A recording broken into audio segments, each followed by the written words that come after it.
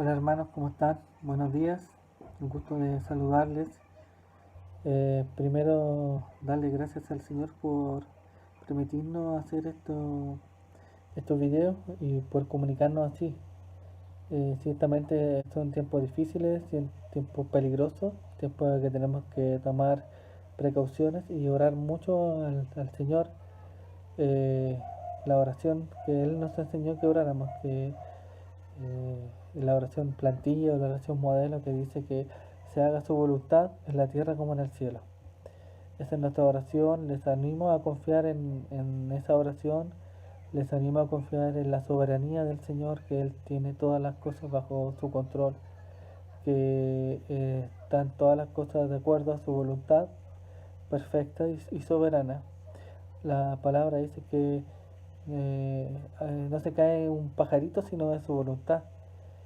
También dice que sabe hasta cuántos cabellos tenemos en nuestro cuerpo, en nuestra cabeza. Y que, bueno, descansar en su promesa de que el Señor está con nosotros todos los días hasta el fin del mundo. Y que si buscamos su reino, todas las cosas van a ser añadidas. Así que les animo a confiar en esas promesas, en su soberanía y a descansar en el Señor. ¿Ya? Que Dios les bendiga. Vamos a orar para empezar el estudio. Y vamos a hacer una oración de gratitud al Señor. ¿Ya? Oremos todos. Padre, en el nombre de Jesús, te doy gracias por este momento que nos da de poder reunirnos mediante estos medios de redes sociales para poder estudiar tu palabra, para poder aprender más de ti, Señor amado. Bendice a este grupo de proclamación, al Ministerio de Misericordia, del Hospital, Maestro itinerante, Señor amado. En las misiones también bendice, la guarda a nuestros hermanos, a nuestra familia. Bendice a nuestros hermanos colaboradores, a todos los que trabajan activamente en el ministerio, Señor amado. Bendice sus vidas, bendice a cada hermano de este grupo, en el nombre de Jesús te lo rogamos, y que entendamos y aprendamos a confiar y a descansar en ti y en tus promesas. Amén, Señor. Amén. Bueno, hermanos, a mí me tocó el estudio de por qué eres tú responsable de la enseñanza de la iglesia. Para empezar, empieza con una pregunta y dice, ¿alguna vez te has salido de una película del cine? ¿Y por qué? ¿O cuándo fue la última vez que cambiaste el canal de televisión o la emisora de radio, ya que te oponías a los contenidos? ¿Cuál habrá sido el efecto de continuar viendo o escuchando? Bueno, aquí la respuesta se la ve, bueno, cada uno ya tiene su respuesta. Alguna vez, bueno, yo no veo mucho el cine, pero voy con los niños, aunque no me guste la película, tengo que quedarme igual. Pero me pasa mucho con los canales de radio o con la tele cuando pasa algo raro o que no va de acuerdo a nuestra enseñanza o dan cosas que no van, claro, van en contra de nuestra conciencia. Cambiamos la tele o la radio. ¿Ya? Eso nos pasa. Dice, y la respuesta que da acá en el estudio dice, la razón por la que muchos de nosotros hemos salido de películas, apagando programas de televisión o cambiando la radio, es que entendemos que somos responsables de lo que vemos y oímos. Debemos sopesar cuidadosamente lo que consumimos a través de los medios de comunicación, lo que permitimos que influya en nosotros y lo que aprobamos. Esto a veces significa el rechazo de lo que vemos u oímos, apagándolo. De manera similar, la Escritura nos enseña que todos los cristianos tienen responsabilidad de garantizar que la enseñanza que reciben en sus iglesias locales sea fiel a la palabra de Dios. O sea, bueno, está clarito. Lo que está diciendo es que nosotros, así como cambiamos la tele o la radio porque hay contenidos que no nos edifican, así también somos responsables de lo que se predica la palabra, lo que se predica en la iglesia. Que lo que se enseña tiene que ser basado en la palabra de Dios. Ya, y bueno, y aquí se va ya eh, desenlazando, nos va enseñando cómo hacerlo, eso, cómo la iglesia tiene que hacer eso, de acuerdo a qué se basa. Bueno, vamos a buscar en Gálatas 1 y vamos a ver qué es lo que dice Pablo. Gálatas, capítulo 1, lo voy a leer yo para que, si quieren, lo notan con un lápiz los versículos, pero yo por un tema de tiempo lo voy a leer al tiro, ¿ya? Para que ustedes anoten los versículos y después los busquen o confirmen lo que estamos hablando. Dice así, comienza Pablo en la carta de los Gálatas capítulo 1. Dice, Pablo, apóstol, no de hombres ni por hombres, sino por Jesucristo y por Dios el Padre que lo resucitó de los muertos, y todos los hermanos que están conmigo, a las iglesias de Galacia, gracia y paz a vosotros, de Dios el Padre y de nuestro Señor Jesucristo, el cual se dio a sí mismo por nuestros pecados para librarnos del presente siglo malo, conforme a la voluntad de nuestro Dios y Padre, a quien sea la gloria por los siglos de los siglos. Amén. Estoy maravillado de que tan pronto os hayáis alejado del que os llamó por la gracia de Cristo para seguir un evangelio diferente. No es que haya otro evangelio, sino que hay algunos que os perturban y quieren pervertir el evangelio de Cristo. Más aún, si nosotros o un ángel del cielo os anunciase otro evangelio diferente del que hemos anunciado, sea anatema. Anatema es maldito o maldición, una maldición o maldito. Pues busca ahora el favor de los hombres o el de Dios, o trato de agradar a los hombres, pues si todavía agradara a los hombres no sería siervo de Cristo. Que Dios bendiga a nuestro hermano Pablo por este hermoso mensaje que nos ha dado, bueno, el Espíritu Santo. Sabemos que toda la escritura es inspirada por el Señor, por el Espíritu Santo. Que Dios bendiga a nuestro Padre por esta hermosa enseñanza que nos da en este día. La pregunta número 1 dice, ¿a quién se dirige Pablo en su carta? La respuesta es, la carta de Pablo se dirige a la iglesia de Galacia, por eso se llama Gálatas la carta, porque va dirigida a los hermanos de Galacia. ¿Qué implicaciones tiene esto para la forma en que leemos este pasaje? Dice, aunque está refiriéndose a asuntos de enseñanza y doctrina, Pablo no solo escribe a los líderes de la iglesia, sino que a todos los miembros de la iglesia. Por lo tanto, al leer esta carta, deberíamos entender que nosotros como miembros de la iglesia tenemos la misma responsabilidad que Pablo pone sobre los hombros de los Gálatas. O sea, como vemos un poco más arriba, que Pablo dirige la responsabilidad a la iglesia de lo que se está enseñando en la iglesia local, como lo vimos anteriormente. En la pregunta 2 dice, ¿de qué se asombra Pablo?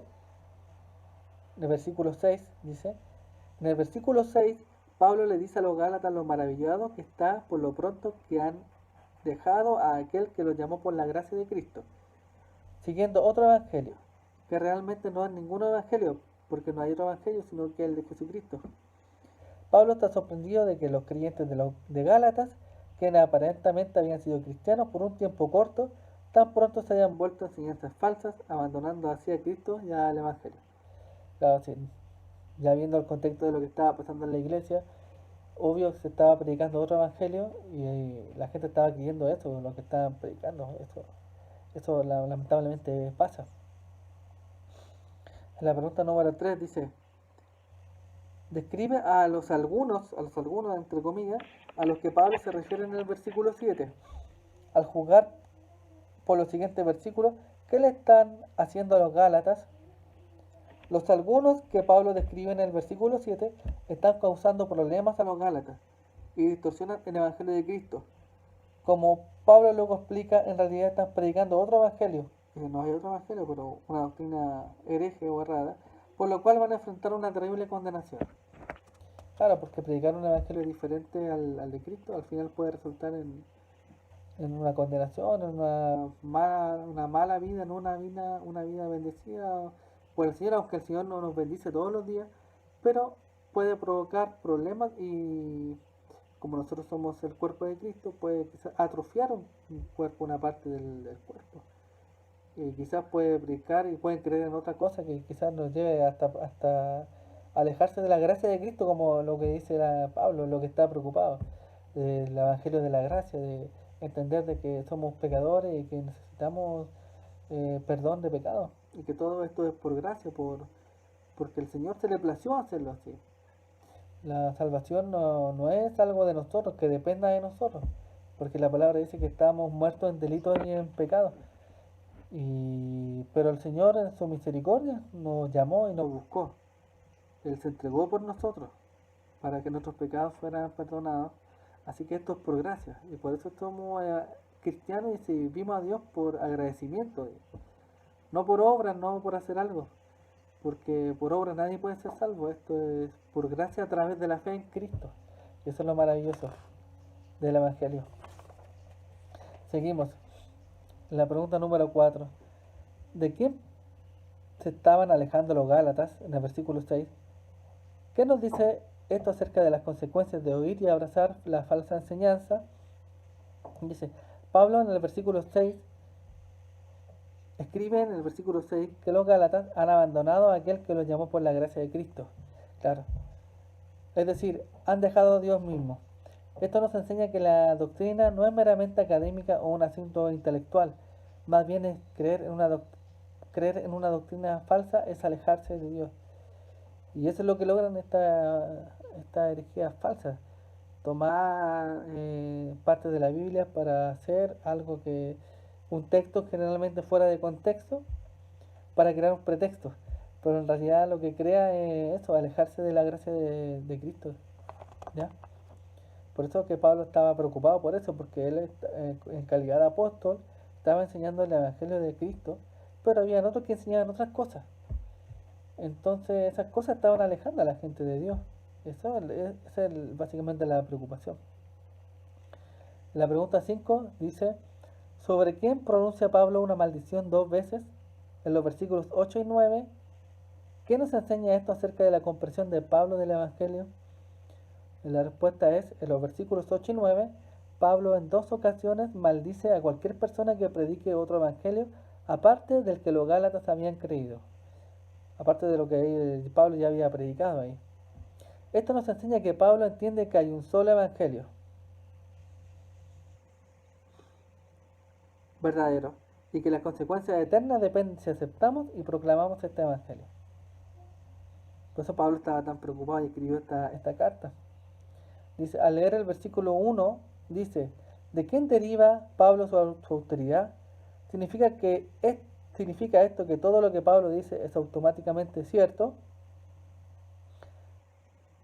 La respuesta dice, como nos enseñan los versículos 1 y 2, Pablo deriva su autoridad como apóstol de Dios mismo. Pero, como podemos ver en el versículo 8, incluso la propia enseñanza de Pablo no es automáticamente verdadera, sino que debe concordar con la verdad del Evangelio.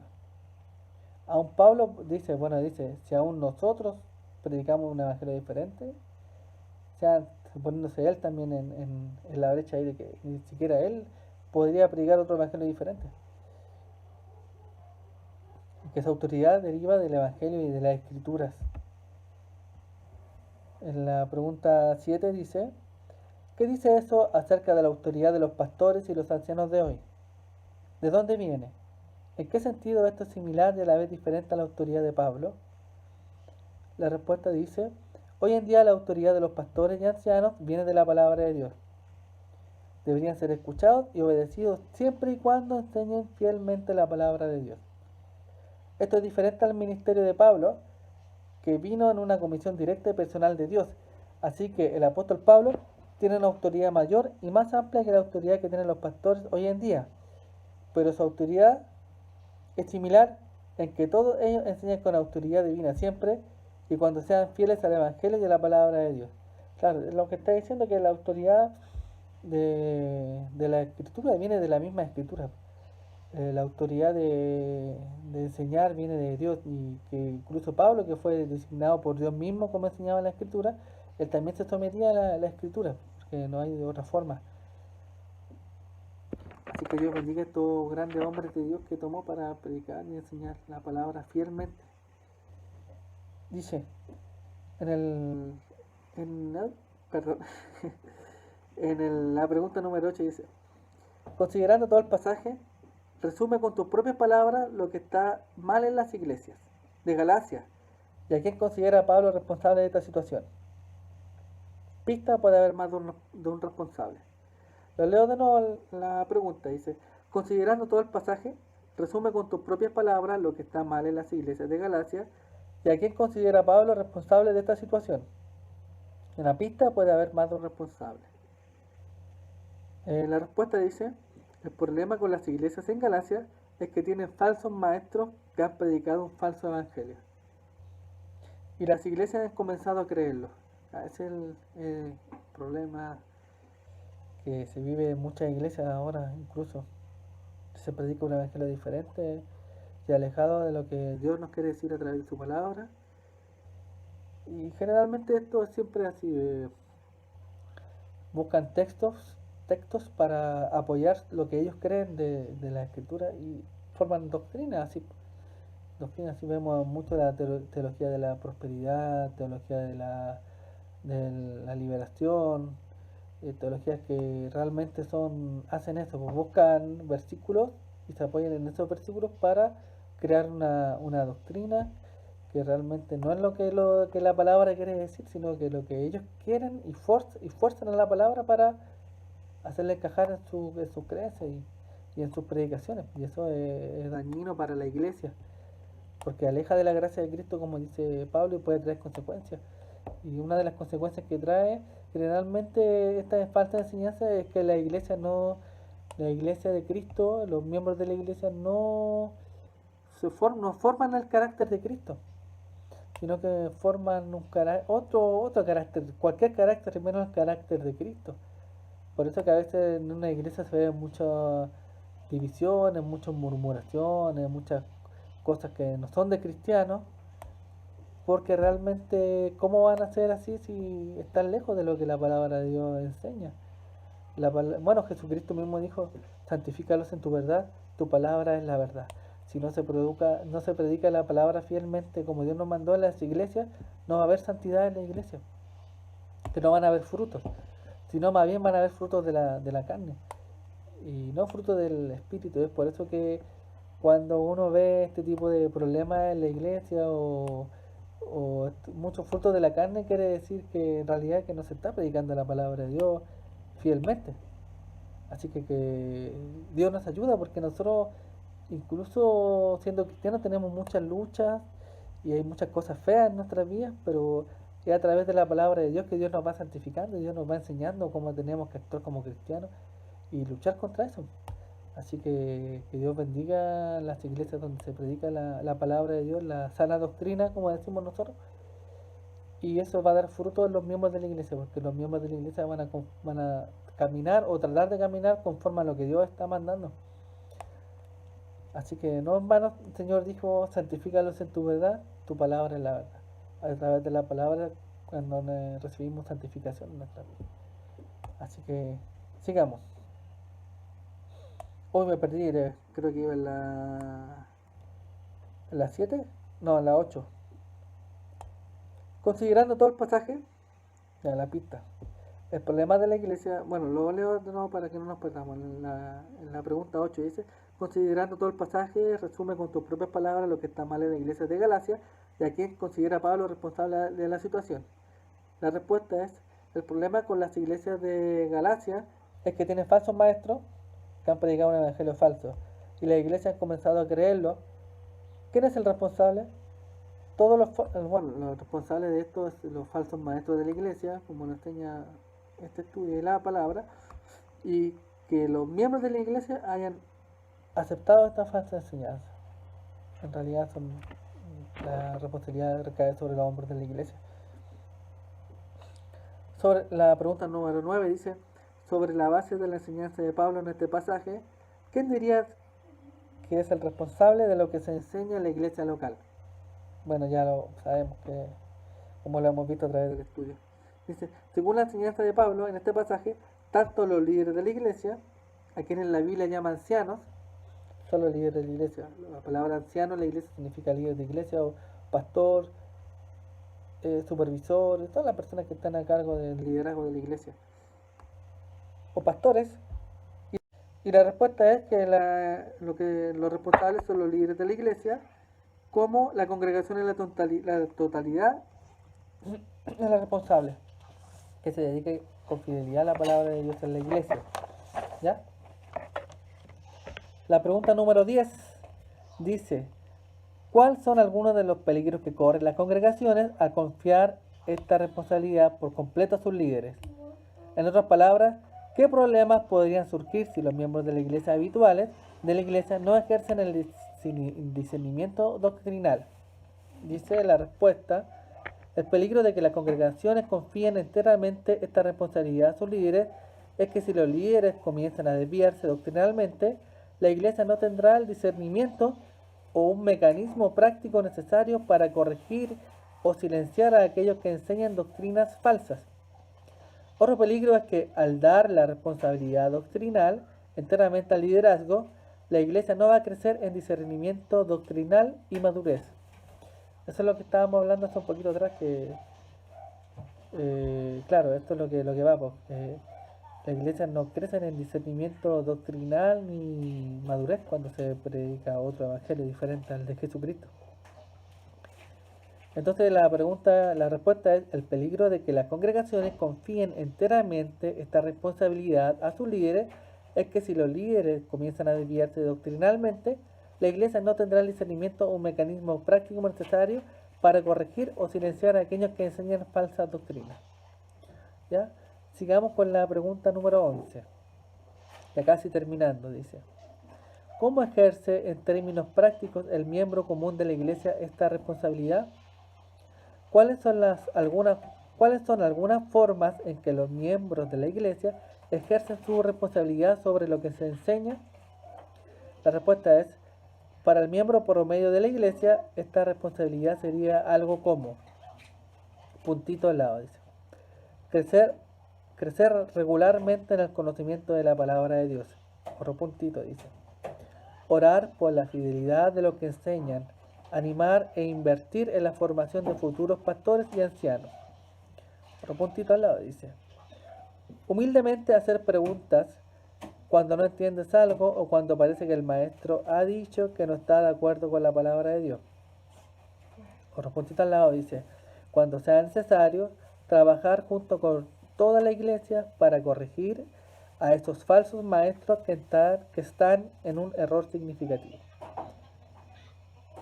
Vuelvo a leer la pregunta porque me parece que es importante. La respuesta también dice, ¿cómo ejerce en términos prácticos el miembro común de la iglesia esta responsabilidad?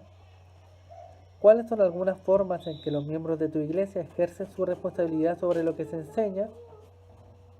La respuesta es, para el miembro promedio de la iglesia, esta responsabilidad sería algo como, puntito al lado, crecer regularmente en el conocimiento de la palabra de Dios. O sea que nosotros tenemos que estudiar la palabra de Dios. Puntito al lado dice, orar por la fidelidad de los que enseñan, animar e invertir en la formación de futuros pastores y ancianos. O sea, tenemos que nosotros estudiar, orar mucho y animar para que las personas estudien la palabra del Señor e invertir. Y no solo dinero, porque para estudiar también se invierte tiempo. ¿Ya? Se invierte tiempo, así que eso es importante. Saberlo y estar dispuesto también a hacerlo. Por amor a la iglesia de Cristo, a las personas que Dios nos entregó para discipularla.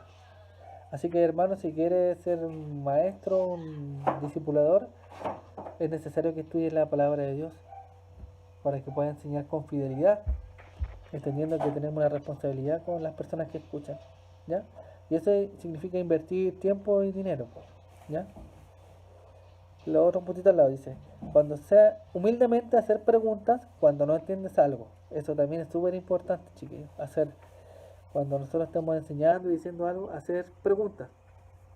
Y nosotros podemos responderla y si alguien no tiene la respuesta, está el otro hermano o está el otro hermano y así vamos alimentándonos y nutriéndonos todos con la palabra del Señor. Hacer preguntas para entender. Y también tratar de refutar, pero con respeto, a las preguntas que nosotros creemos que no se están haciendo conforme a la enseñanza que están diciendo no va conforme a la palabra de Dios.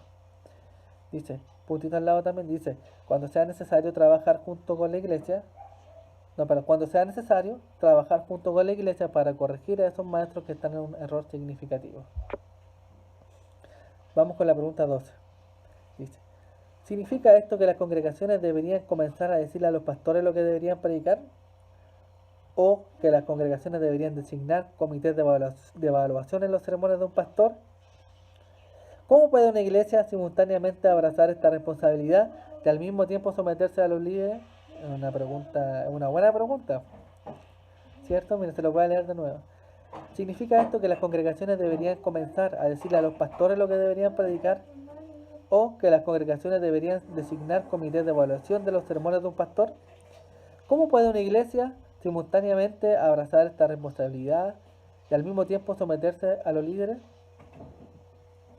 En Hechos 13:17 podemos buscarlo. Eso nos va a ayudar a entender esta pregunta. Pues la respuesta que da acá el estudio dice: decirle a un pastor que debe predicar o nombrar un comité de revisión sería algo extremo, ¿cierto? Sí, ya sería algo extremo. Bueno, ¿qué pasa? Porque a nosotros como misioneros nos han dicho lo que tenemos que predicar. Pues. Nos han dicho, oye, ustedes tienen que predicar esto, tienen que hablar de esto otro.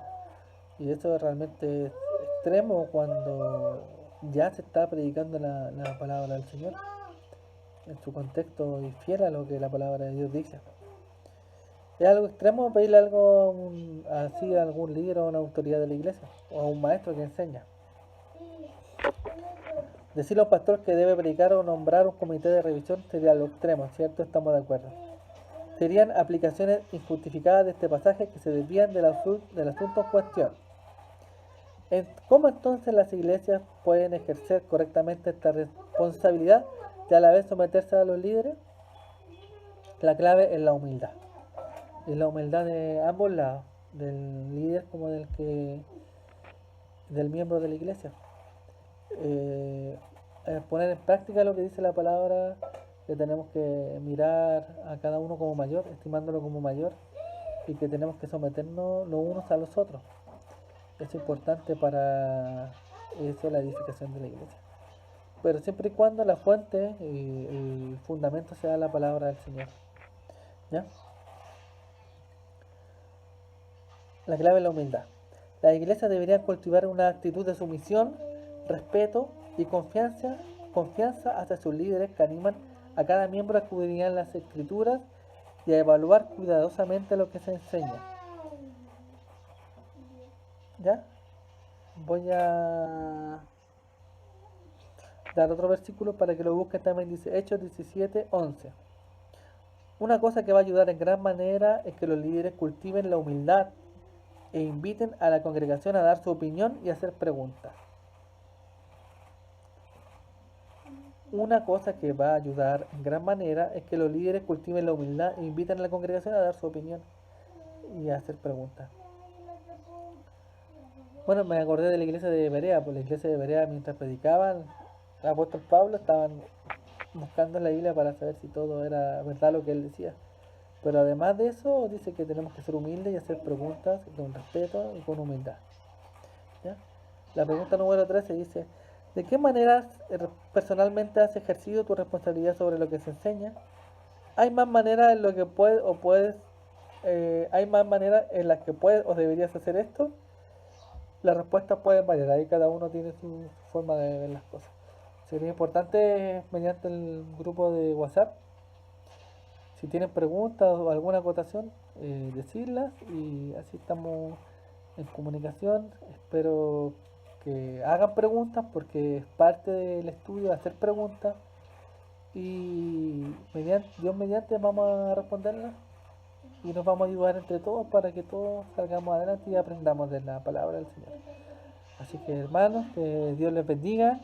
Espero sus preguntas, espero que este estudio haya sido de bendición y de edificación para sus vidas, porque cuando uno expone o predica, la bendición de eso es para el tanto como el que expone como el que escucha. Así que nos edificamos todos juntos en el cuerpo de Cristo. Que Dios les bendiga y estamos en contacto, hermanos.